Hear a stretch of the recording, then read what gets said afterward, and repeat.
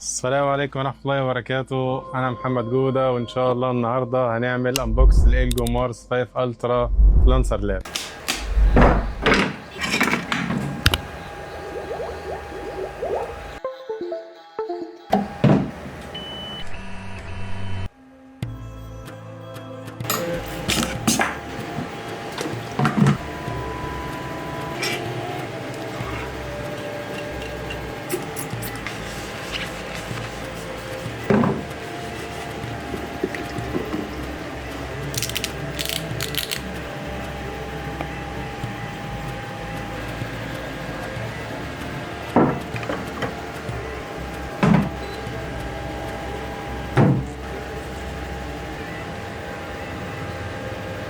أول حاجة عندنا الكفر، لونه أسود وشيك ما شاء الله، اللي ملهاش لازمة. عندنا التول كيت هنفتحها دلوقتي ونتكلم عن كل حاجة جواها، وكمان البيلد بليت اللي فيه اللعب كله. بعد كده البرنتر.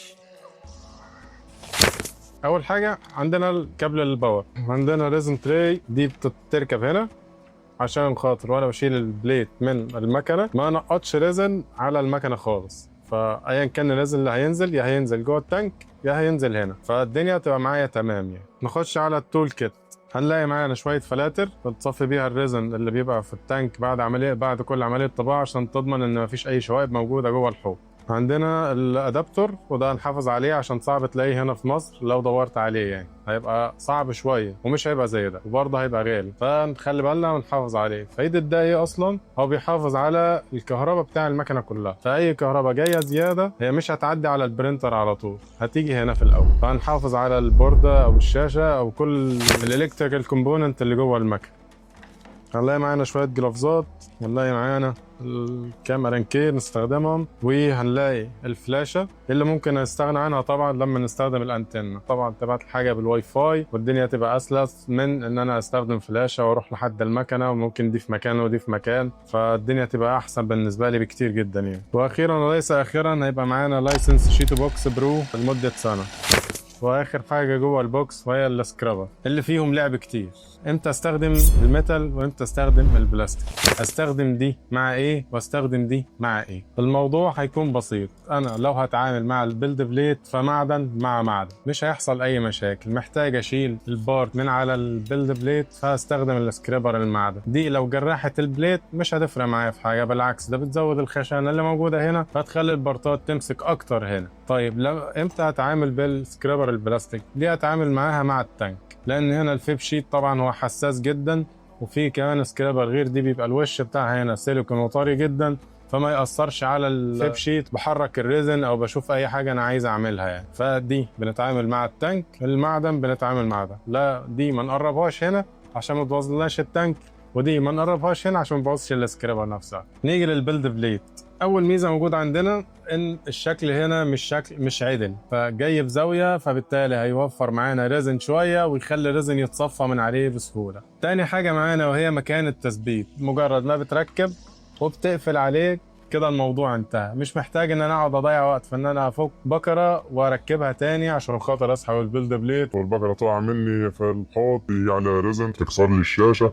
ونخش في قصص غريبة كده. فعندنا الفك والتركيب من أسهل ما يكون. الميزة اللي بعد كده هو الميكانيزم نفسه بتاع الديناميك مع السوست اللي موجودة هنا اللي بتساعد في عملية الأوتو ليفلينج، أو هو ما اسموش أوتو ليفلينج قوي، هو اسمه أوتو زيرو. ده المسمى الصح بتاعه. ليه؟ لأن أنا بعمل سيت للزيرو أوتوماتيك، مش بعمل الليفلينج أوتوماتيك.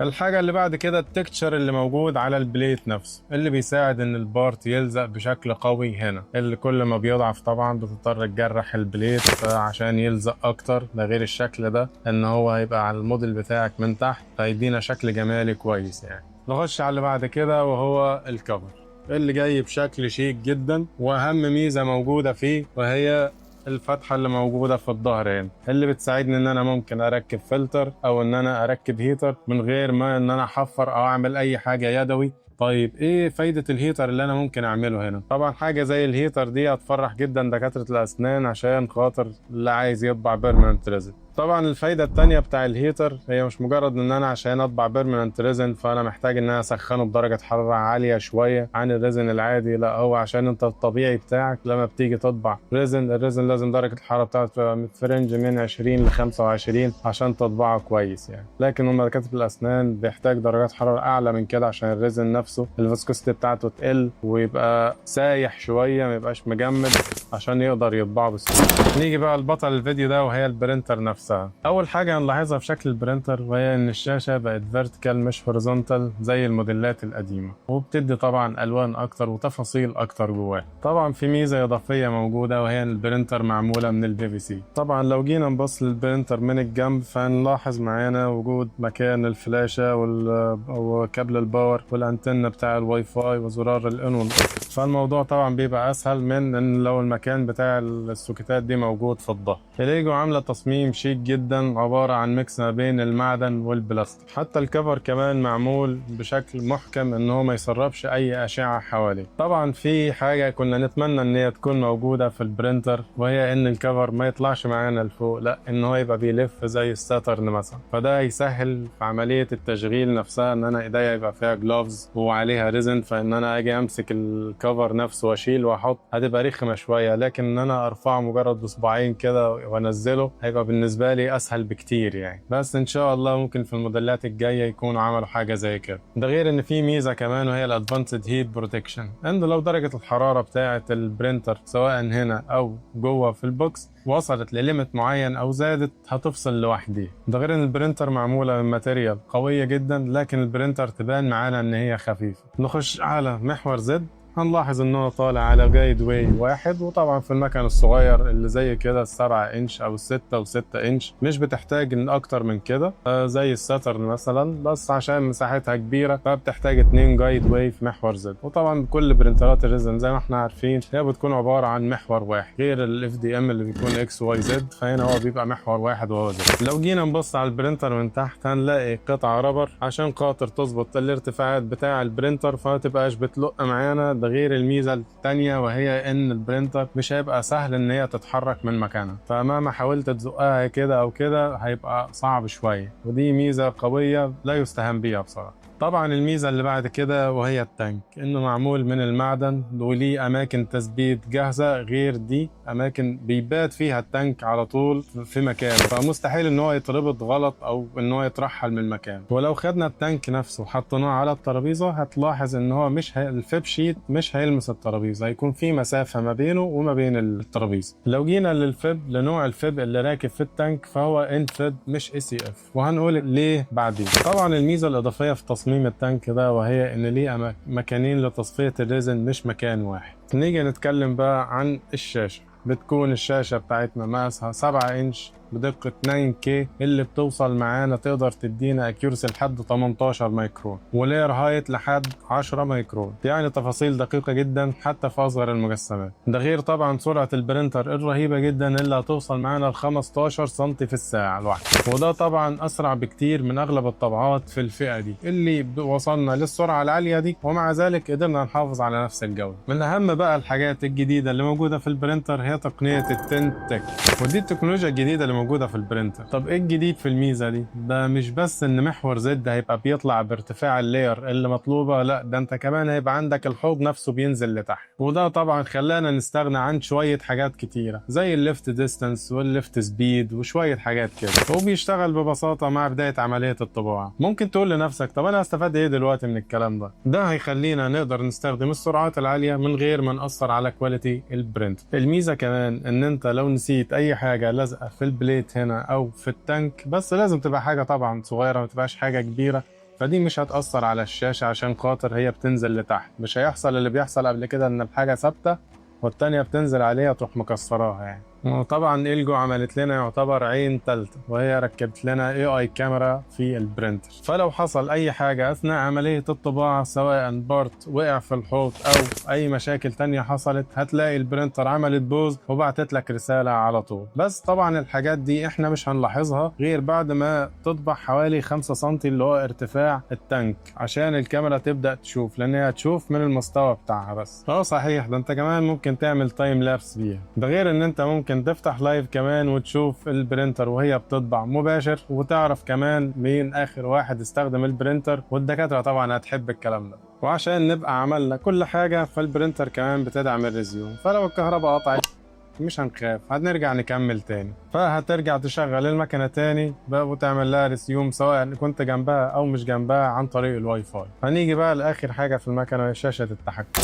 طبعا اول ما البرينتر هتشتغل معانا، لو بتشغلها لاول مرة، اول حاجة هتعملها بتعمل سيلف تشيك لنفسها، وهتلاقيها فتحت معاك. طبعا لازم توصل بواي فاي، فلازم المكان اللي انت فيه او تبقى عامل حسابك على الاقل ان انت لازم هتفتح لها هوت سبوت لو ما عندكش واي فاي عشان توصلها عليه، لان دي من الخطوات اللي بتيجي في الاول خالص. مش هتعرف تخش جوه البرينتر غير لما تحدد اللغه وهتعمل تشبكها على شبكه واي فاي. بعد كده هتعمل السيلف تشيك بتاعها، وزي ما ملاحظين الحوض بينزل ويطلع، تعمل كاليبريشن لكل حاجه وتاكد ان كل حاجه شغاله تمام. بعد كده تلاقيها فتحت معاك للانترفيس اللي بعديها اللي هي العاديه جدا، اللي طبعا لو عايز تطبعها تخش على برنت، تبقى حاطط فلاشه، او اذا كان تتعامل بالواي فاي على طول. هنا مثلا هنلاقي الفايلات اللي موجوده على الفلاشه. عندنا التولز يبقى فيها المانيوال، لو عايز اطلع محور زد او انزله، 1 و10 و50 دي اللي هو انا لو عاملها على 1/10 مثلا، فكده كل ضغطة هلاقي المحور بيطلع معايا 1/10 او بينزل 1/10. طب لو 1 ملي هلاقي بينزل معايا 1 ملي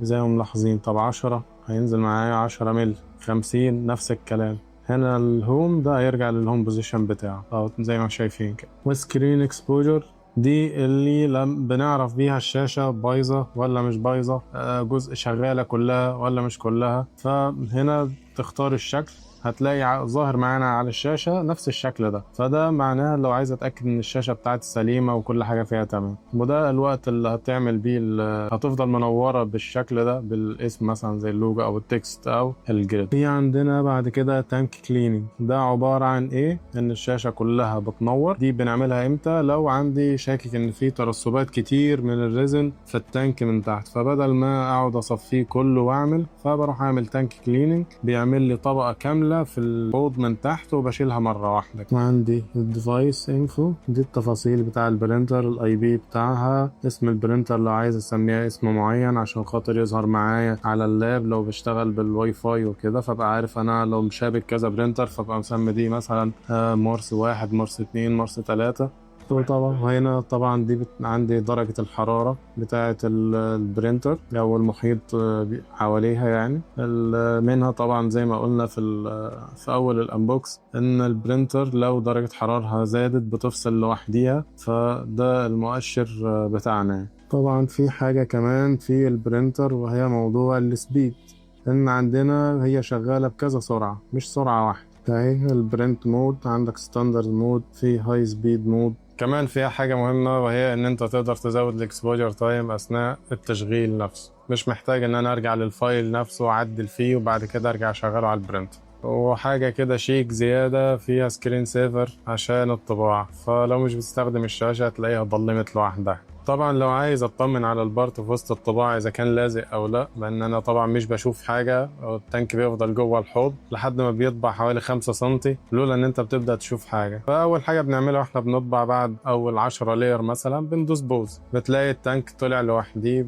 بنعمل تشيك هل في حاجة لازقة البيلد بليت ولا لا. لو الدنيا لازقة بنكمل، مفيش حاجة بعيد من الاول تاني وبشوف المشكلة بتاعتي فين. في النهاية حابين نشكر إلجو على البرينتر الجميلة دي، جربناها في حاجات كتير وكان من الحاجات الجميلة والجامدة ان احنا قدرنا نطبع بيها بيرمننت ريزن من اتقل انواع الريزن كمان، وفي وقت قصير جدا حوالي 14 دقيقة للكراون الواحد. كمان البرينتر مقارنة باي برينتر تانية فهي سريعة جدا، عشان غير حركة الزد اللي قلت جدا الحوض كمان بينزل معانا. وبكده نكون وصلنا للنهاية وفصصنا البرينتر حتة حتة. لو عجبتكم الحلقة ما تنسوش تعملوا لايك وسبسكرايب وتقولوا رأيكم في الكومنتس.